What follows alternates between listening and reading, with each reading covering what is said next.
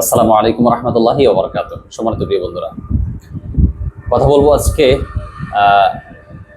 কিছু প্রতারক বন্ডদেরকে নিয়ে।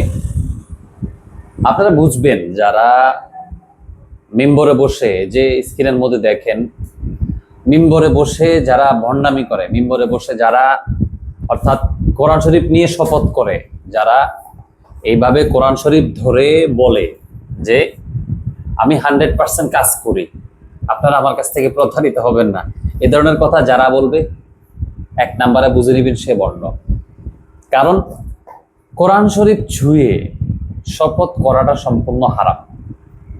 তো এই কোরআন শরীফ ছুঁয়ে কেউ শপথ করলে, কিংবা মসজিদের মিম্বারের মধ্যে বসে কেউ যদি শপথ করে বলে যে আমি এই মিম্বারের মধ্যে বসে বলতেছি যে আমি তদবির কাজ করতেছি 100% গ্যারান্টি দিয়ে, বুঝে নিবেন সেও ভণ্ড, সেও প্রতারক।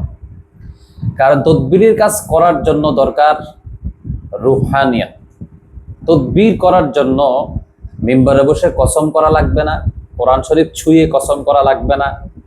কারণ আপনার ভিতরে যেহেতু এলেম আছে, আপনার ভিতরে যেহেতু তদবির শাস্ত্র জানা আছে, অর্থাৎ কলমের ভিতরে কালি থাকলে কলম কাজে লাগবেই। এটাই বাস্তবতা, এটাই বাস্তবতা।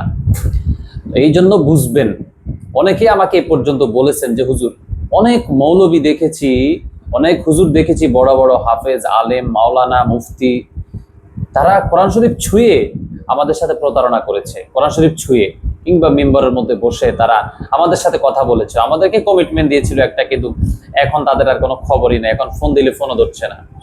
ওই যে গত মনে হয় কালকে নাকি পরশুদিন একটা ভিডিও আপলোড করেছিলাম, ফাবনার একজন দরবেশ, আব্দুল্লাহ নাম সম্ভবত আমার কাছে আসছিল, অর্থাৎ আমার কাছে নামটা আসছিল এরকম। তো সেও যেমন দরবেশি বা ভণ্ডামি করতেছে, আসলে বর্তমান সমাজের মধ্যে এই তদবির শাস্ত্রটা নিয়ে প্রায় 100-র মধ্যে একেবারে যদি আমি ধরি 99% মানুষ ভণ্ডামি করতেছে। কারণ এটা সহজ একটা বুদ্ধি, সহজ একটা বিদ্যা। মনে করেন যারা করতেছে তারা তো করতেছে, আর কেউ আছে চোর। বাংলাদেশে তো চোর বাটপারে ভরা। মনে করেন আপনি ভিডিও দিচ্ছেন আর মানুষ এই ভিডিওগুলো দেখে ইমোশনাল হয়ে যায়, আর প্রতারকরা এই ইমোশনালের সুযোগটা নিয়ে তারা এটা কাজে লাগায়, আর তারা আপনার কাছ থেকে ভিউজ অ্যামাউন্ট টাকা কিন্তু তারা হাতিয়ে নিয়ে চলে যায়। তো এটা থেকে আপনারা বিরত থাকবেন। কেউ যদি কোরআন শরীফ ছুঁয়ে কথা বলে, কিংবা কেউ যদি কাজের আগে যদি টাকা চায়, আপনি তাকে কাজের কথা বলেন নাই, শুধুমাত্র কথা বলছেন, সে যদি আপনার কাছে টাকা চায়, বুঝে নিবেন সে প্রতারক, সে বাটপার, সে ভণ্ড। এদের থেকে আপনি আড়াল হয়ে থাকার চেষ্টা করবেন, তাহলে আপনি সেফ থাকবেন। তো ভালো থাকবেন, সুস্থ থাকবেন, দোয়া করবেন আমার জন্য। আসসালামু আলাইকুম রহমতুল্লাহি ওয়া বারাকাতুহু।